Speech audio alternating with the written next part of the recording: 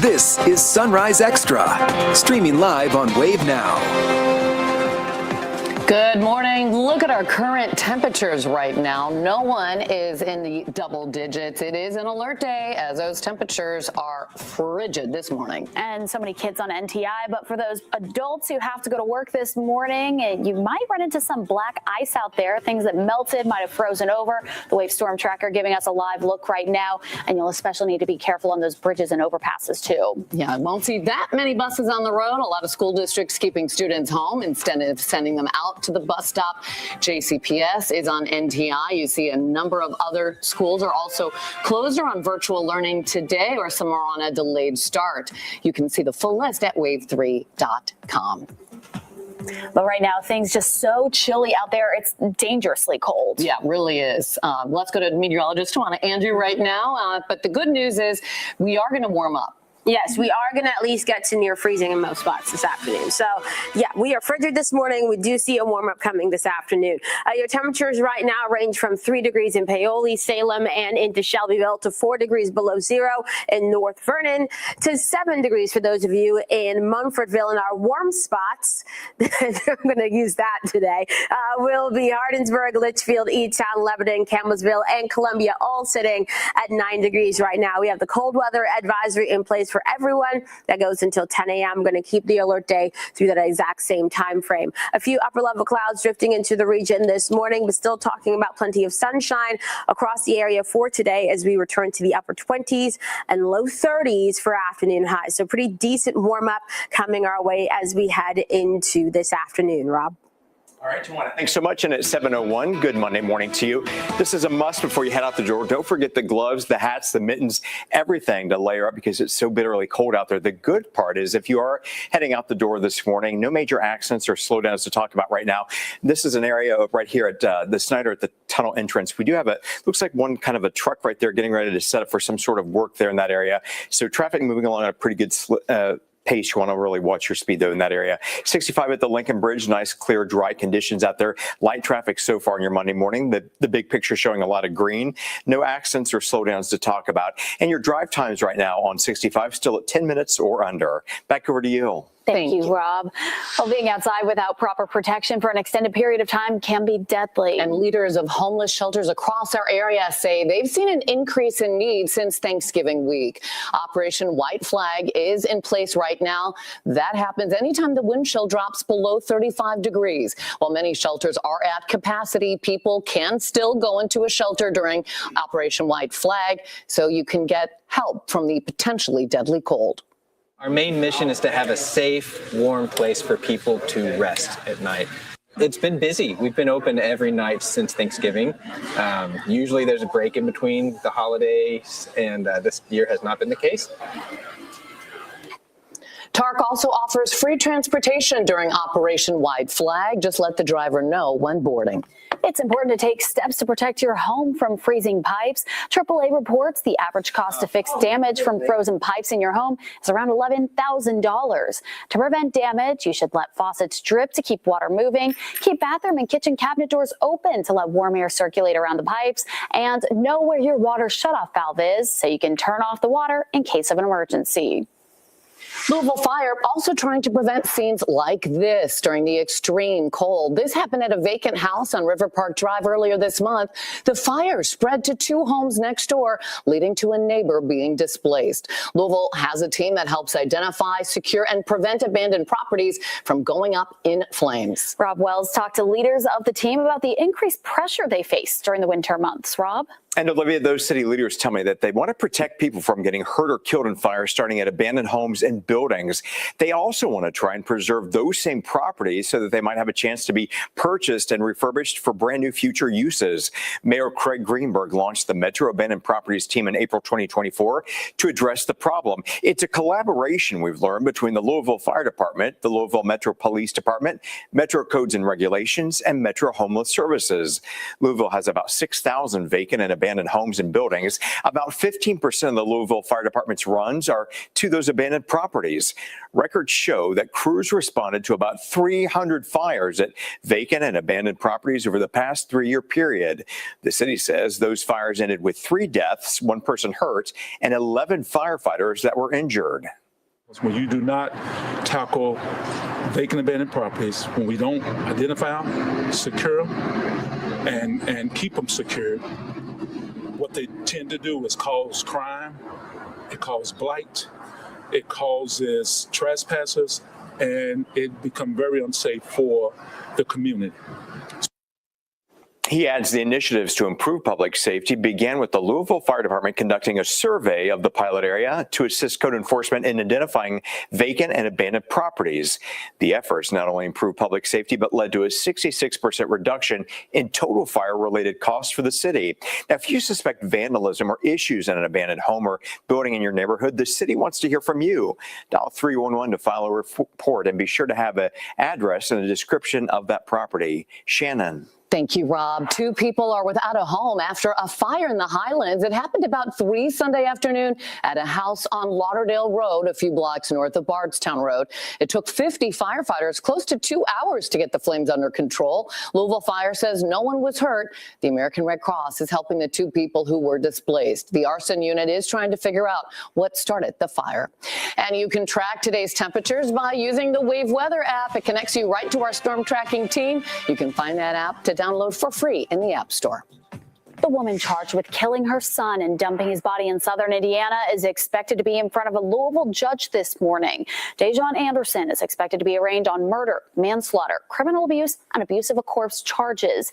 The Jefferson County Commonwealth's Attorney's Office is taking over the case from prosecutors in Washington County, Indiana. The body of her 5-year-old son, Cairo Jordan, was found in a suitcase in a wooded area of Washington County in April of 2022. Police believe Anderson killed her son in a Louisville home before she dumped his body in Indiana. New developments overnight. A person of interest has been detained in connection to the deadly shooting at Brown University, but has then been released from custody. Police say evidence now points in a different direction after releasing the person. 2 students were killed and 9 others hurt during the shooting at the Ivy League campus Saturday. Police have not announced any new suspects, and they're pledging to redouble efforts in the investigation by searching for video surveillance that could lead to the killer. And for Louisville Mayor Craig Greenberg, the shooting hits close to home. His son, Ben, is a junior at Brown, and the mayor says his son had just got back to his dorm minutes after the shooting happened and had to spend the night barricaded in his room. While Ben was not hurt, the mayor says these acts of violence have impacts far beyond physical injury. It's too many. For Ben, for us, for any young person, for any family. And this is becoming far too common in our country. The mayor says he hopes the shooting can lead to more actions to prevent acts of gun violence.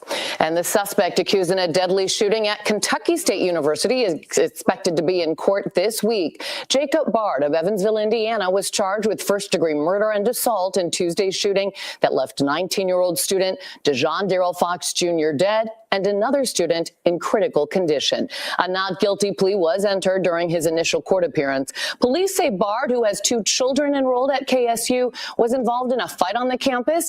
Before the shooting, he's being held on a $1 million cash bond and should appear for a preliminary hearing in Franklin County tomorrow. Today is your final chance to give feedback to Metro Council members about how to create a safer Louisville. Council members Tammy Hawkins and Ken Herndon are hosting a violence prevention meeting.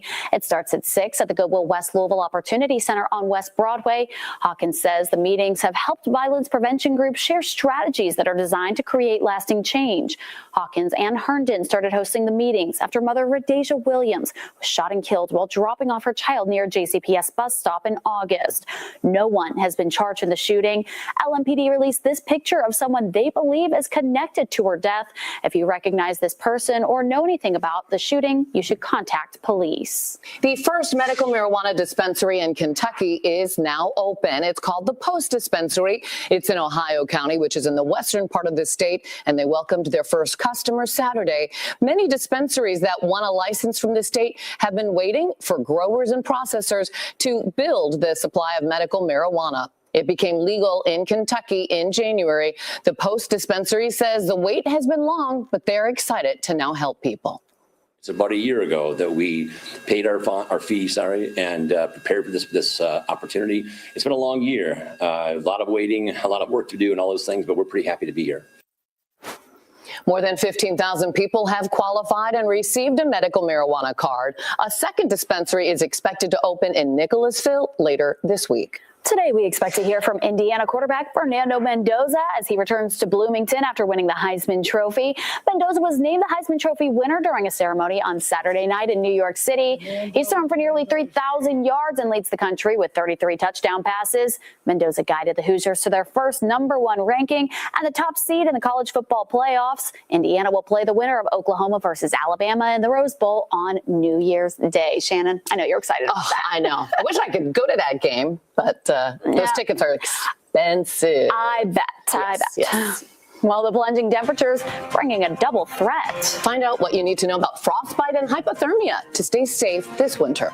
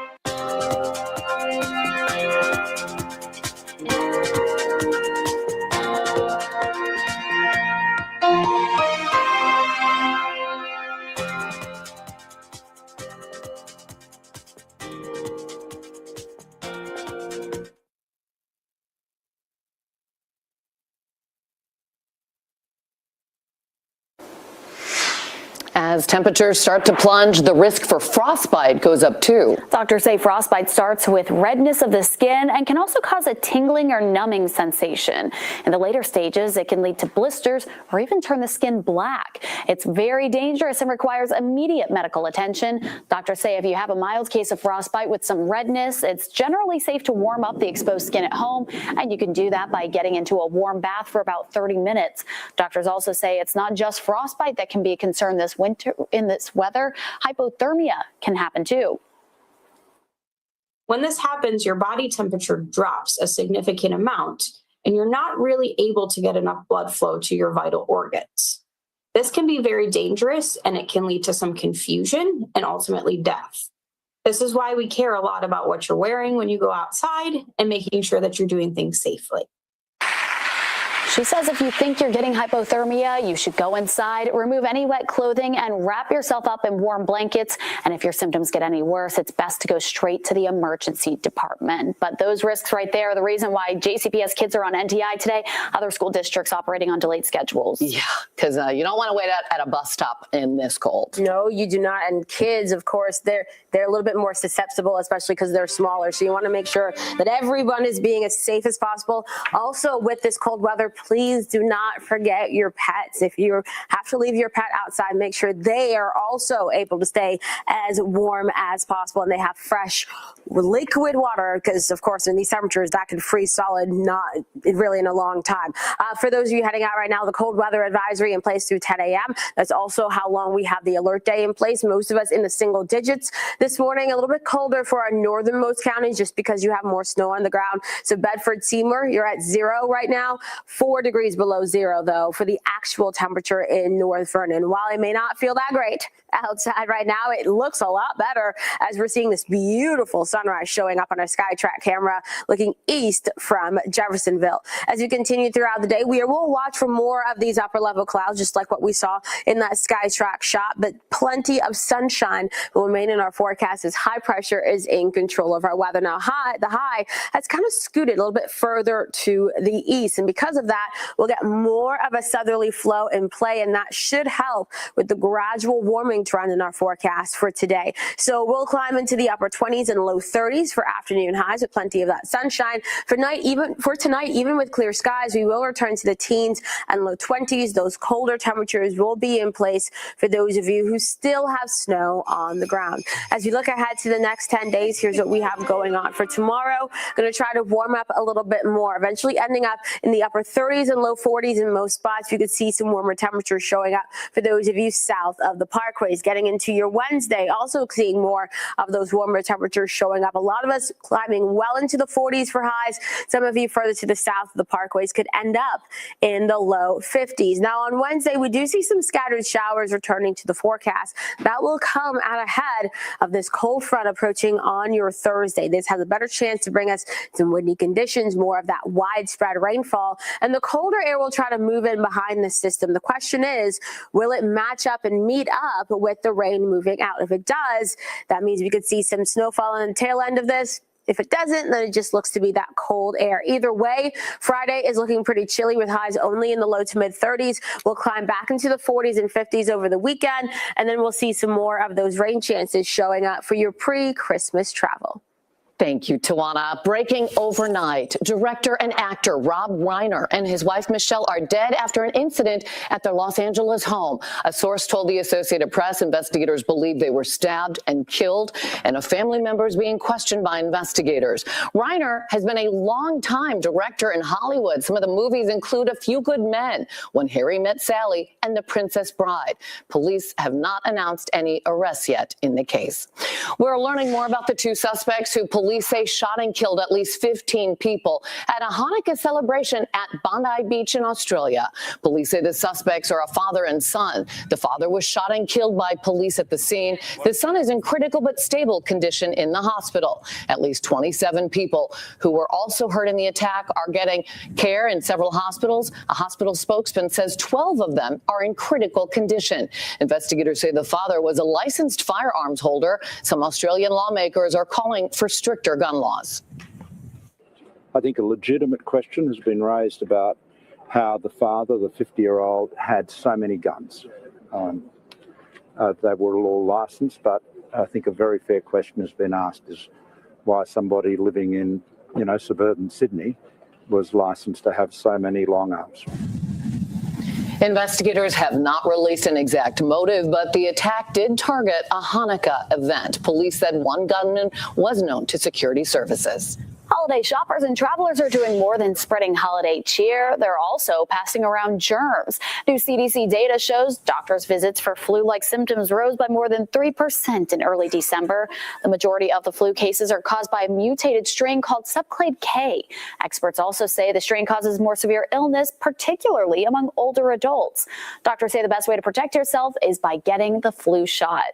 And this is a look at the CDC's flu activity map. Right now, you can see there is both low or minimal risk for people living in Kentucky and Indiana. The states reporting the most flu cases include New York, Colorado, and Louisiana.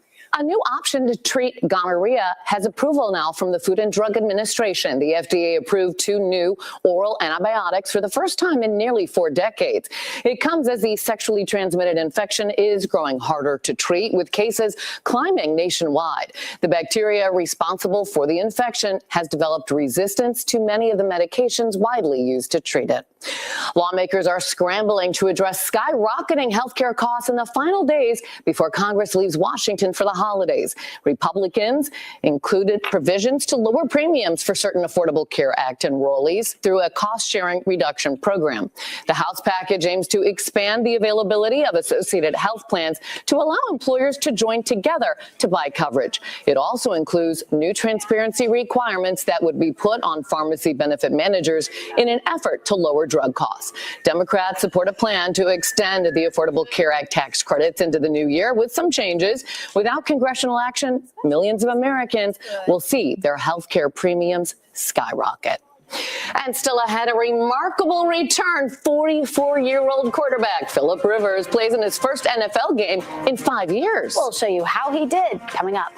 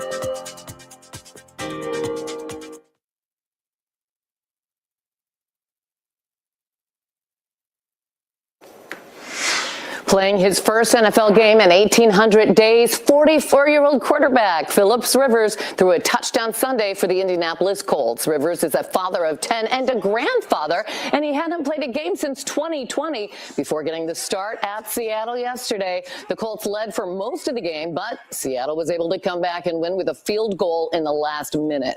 Rivers had a chance to lead a game-winning drive, but threw an interception. And Philip Rivers isn't the only person showing that it's never too late to continue your dreams. Among the thousands of students who graduated U of L over the weekend was 83-year-old Larry Sloan. The university awarded Sloan his bachelor's degree on Friday, capping off a lifelong journey that began at Princeton.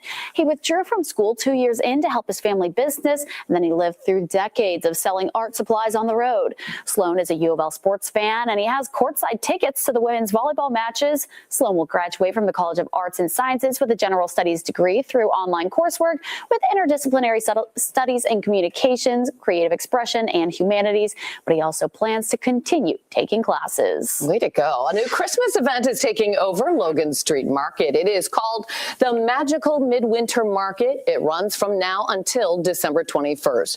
So the typical shopping experience will look different with new vendors, theatrical performances, interactive quests, and spaces that merge shopping with storytelling. Admission is $25 a person.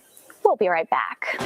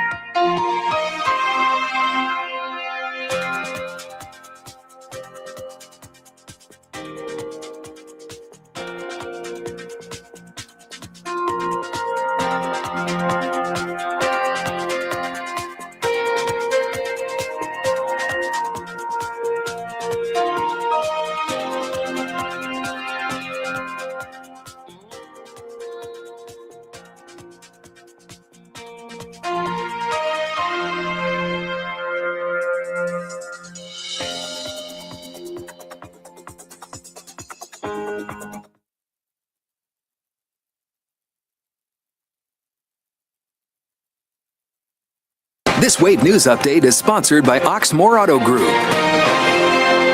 Good morning. I'm Shannon Kogan. The woman charged with killing her son and dumping his body in a suitcase in southern Indiana is expected in front of a Louisville judge this morning. Dejon Anderson is expected to be arraigned on murder, manslaughter, criminal abuse, and abuse of a corpse charges. The Jefferson County Commonwealth's Attorney's Office is taking over the case for prosecutors in Washington County, Indiana. The body of her 5-year-old son, Cairo Jordan, was found in a suitcase in a wooded area of Washington County in April of 2022.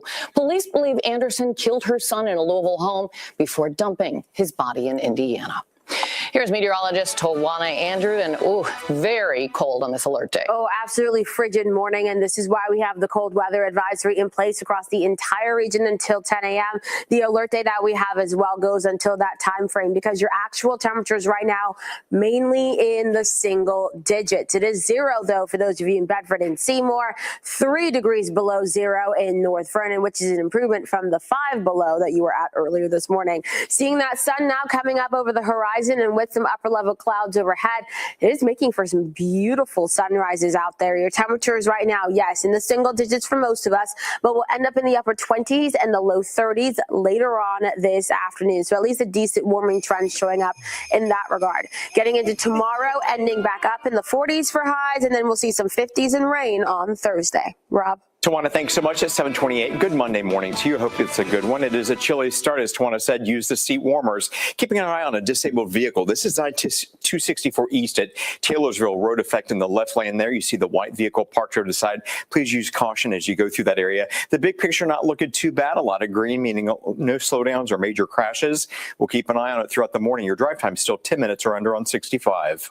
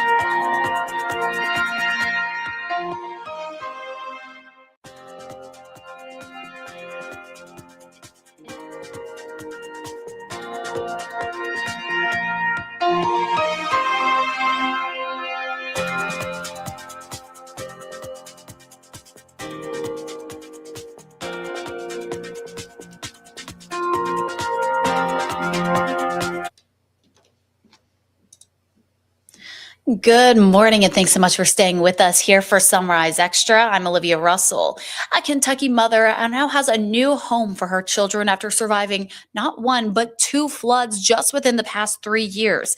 Heather Dyer and her 5 children were all impacted by the flooding that hit eastern Kentucky in 2022 and again in February of this year. Now the Appalachia Service Project has dedicated a new mortgage-free home for her. It sits in the Chestnut Ridge Higher Ground community, so she won't have to worry about rushing waters anymore. ASP leaders say the homes help survivors regain stability after years of setbacks. For us, these homes are a gift of grace, especially the survivors of 2022 and even flooding earlier this year. They've been through so much. They've had their world turned upside down. ASP says several more homes on Chestnut Ridge are nearing completion, and they'll stay involved as long as they are needed. A West Virginia National Guard member is making progress after being shot in the head more than 2 weeks ago in Washington, D.C. Staff Sergeant Andrew Wolf is breathing on his own and can stand with assistance. Doctors say the 24-year-old is now ready to move from acute care to inpatient rehabilitation. Wolf and fellow Guard member Sarah Beckstrom were shot the day before Thanksgiving. Beckstrom later died from her injuries. The 29-year-old suspect in the attack has pleaded not guilty to charges, including premeditated murder and assault with intent to kill. Congress returns to Capitol Hill for one last week of work before the end of the year. Healthcare is on the agenda, and lawmakers will hear from the man who investigated President Donald Trump. Washington correspondent Katrin Asaf has your week ahead in Washington. It's a busy week on Capitol Hill as Congress wraps up its legislative business for the year. Top of the agenda, health care. With Enhanced Affordable Care Act tax credits set to expire December 31st, Congress lacks a clear solution. Last week, the Senate voted on 2 packages, but both the GOP and Democratic-led proposals failed to get the necessary votes. This week, the House is set to vote on a Republican-led plan lowering health care costs. Though the bill currently does not extend the subsidies, House Speaker Mike Johnson has promised a chance to vote on an amendment that would do so. Also this week, former special counsel Jack Smith will testify in front of the House Judiciary Committee on Wednesday. Smith investigated Trump during his 2024 campaign for his involvement in the January 6th attack on the Capitol and for potentially mishandling classified documents. Smith initially asked to testify publicly, but the committee decided to hold that hearing in private. Friday is also the deadline for the Department of Justice to release records related to Jeffrey Epstein, as laid out in the law that President Trump signed last month. That's your week ahead in Washington. I'm Katrin Asaf. And the holiday season continues in D.C. as the national menorah was lit at sunset on Sunday for the first night of Hanukkah. Take a look at this video. A person is dead after a U-Haul truck exploded in an Idaho parking lot. This happened early Saturday morning in Lewiston in the northwest part of the state. The explosion involved a U-Haul truck and caused damage to a nearby business because of just how strong that blast was. Investigators say the truck was carrying flammable items like gasoline and propane tanks, and they think the explosion was caused by a propane tank leaking inside of the cargo box. They believe the explosion, though, was an accident. You'll want to check your kitchen cabinets for this safety alert as Town Food Service Equipment Company is recalling kitchen items for potential lead contamination. The company says cooking with these aluminum saucepans could lead to lead in your food. The Food and Drug Administration says the recall covers 4 sizes of the aluminum saucepans between 1 and 3 quarts. The saucepans were distributed to retailers in over 30 states from January through November of 2023. You can also find more information about that recall on FDA.gov. A woman is expected to be in court today after police say she shot a man over the weekend. It happened on Warbler Branch Way Saturday night. Investigators believe the victim got into an argument with Tracy Carter and tried to drive away when she started hitting his car before going back inside. Police say she came out with a gun moments later and shot the man in the arm. Carter is now charged with second-degree assault, domestic violence. Just released 911 calls detail what witnesses saw in the aftermath of the deadly UPS Flight 2976 plane crash here in Louisville last month. NBC's Ryan Chandler has more and a warning. What you're about to hear might be disturbing for some. UPS plane was going to take off and it did not go. It went straight and down and caught on fire. So many people, you need to send everybody.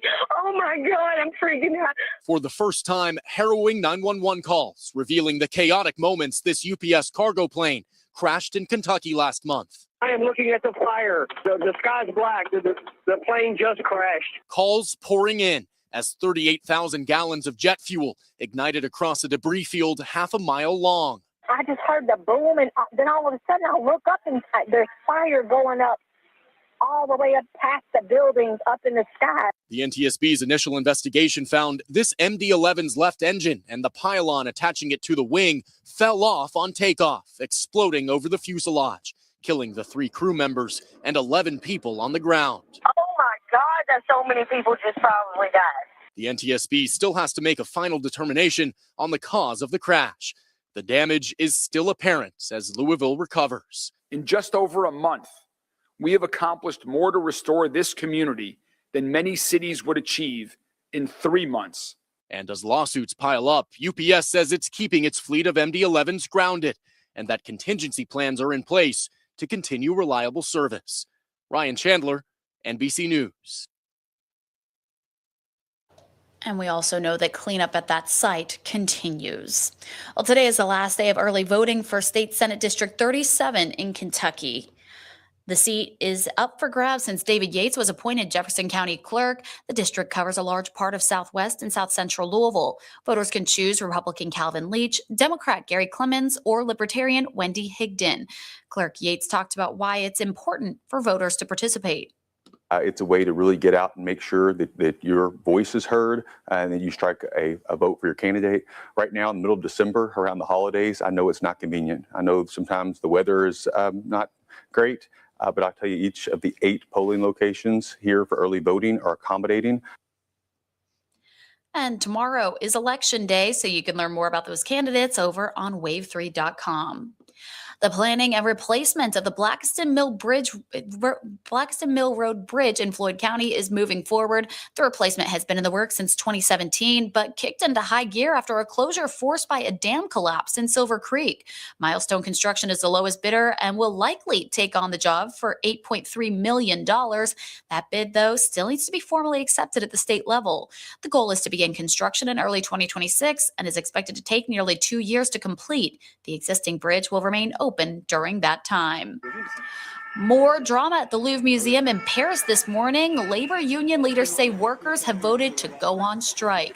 The world's most visited museum did not open as scheduled and even turned away would-be visitors this morning. The strike vote followed talks last week between labor unions and government officials. The vote also comes after more than $100 million worth of jewels were stolen earlier this year, and those missing jewels still have not been recovered. This is something we all want. The Powerball continues to grow as no one won the more than $1 billion jackpot over the weekend. It's now at more than $1.1 billion. The estimated cash value for tonight's drawing now stands at more than $503 million. The Powerball says the jackpot is set to be the game's 6th largest prize ever. There have been 42 consecutive drawings with no one winning that jackpot yet. It'll be the 14th ever top U.S. lottery prize of at least $1 billion. And go ahead and get your tickets now because tonight's drawing is at 11 o'clock. Yeah, that sounds nice. We're going to take a quick break. We'll be right back with some sports headlines in 2 minutes.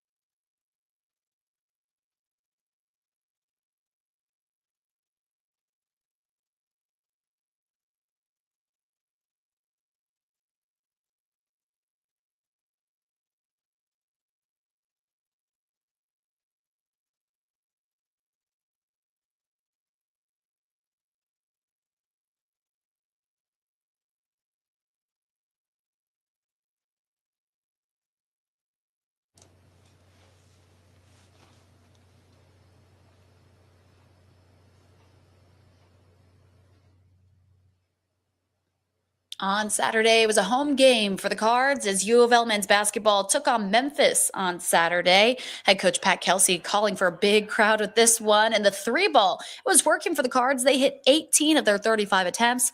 Final score of that one, Cards beat the Tigers 99-73. Michael Brown Jr. talked about what it meant for the whole team. Seeing my teammates eat as a point guard, I think that just, boosts my confidence to another level just to be able to be myself. They keep encouraging me, hey, keep staying aggressive, keep being you. To be able to create for them and get them easy open looks, 50% of it's going to go in the rim.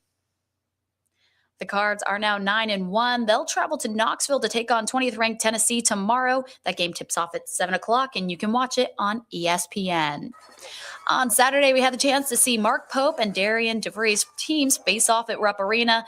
IU had the initial momentum, taking a 7-point lead, but UK responded, outscoring IU 40-21 in the second half. The Cats won this one 72-60. Both coaches reflected on where their teams are at this point of the year. Didn't play as disciplined as we needed to, as that, the crowd got cranked up and things. So that's the time where you got to really dig in a little bit more. Your screen's got to be better. You got to play off of 2 feet more. And then the offensive rebounds, they just went and got them, and we didn't do a good enough job of creating space and getting bodies and going and securing the ball. Our job is to win. Our job is to win. And in some respects, nothing matters besides us winning. That is our job. But in the process, watching guys grow is pretty awesome. Both teams play next Saturday. UK faces St. John's in Atlanta, while IU hosts Chicago State. The U of L women's basketball team has been challenged early in the year with a number of ranked teams. That includes top-ranked UConn, third-ranked South Carolina, and 15th-ranked UK. All of those games ending in losses, so they're looking for their first ranked win in this one. And on Sunday, the Cards took on 12th-ranked North Carolina on the road. In the fourth quarter, the Cards were down 3 with just 15 seconds left, but they forced it to go into overtime, and that's when the Cards came alive. They were in the lead. They secured the ranked win in overtime on the road. Final score 76-66. And the UK women's basketball team took on Belmont. In the third quarter, the Cats were up by 17. In the fourth quarter, though, UK's Amelia Hassett hit the three-pointer. The score now 71-60, and Hassett led the team with 19 points, an impressive performance for her. The Cats win this one 77-69. We're going to take a quick break. We'll be right back in just 2 minutes.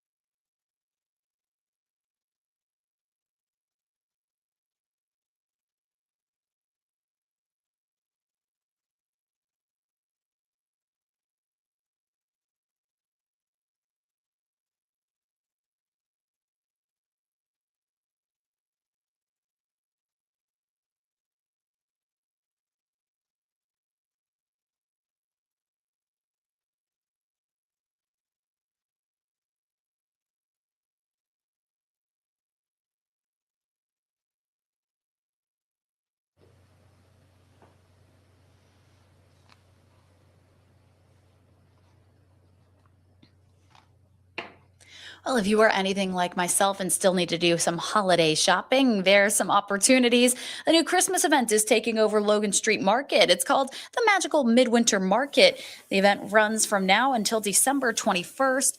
And the typical shopping experience will look a little different with new vendors, theatrical performances, interactive quests, and even spaces that merge shopping with storytelling. Admission for that will cost you $25 a person. And this is just too adorable. Some new parents got an early Christmas gift thanks to the staff at Baptist Health. Newborns who are at the hospital's NICU were dressed up for a seasonal photo shoot. The staff teamed up with local photographers to put on this special display during major holidays. It's just a way to help parents celebrate even while their newborns are still at the hospital. And of course, we want to wish those families and staff very happy holidays. They are just so cute. Can't look at that enough. That's all the time we have here for Sunrise Extra. Thank you so much for joining us. Stay warm out there, and please download the Wave Weather app because our meteorologists are putting all those numbers in, making sure it is updated with all the information you have and that you need. And hopefully we'll be able to feel some warmer weather sometime soon. Have a good day.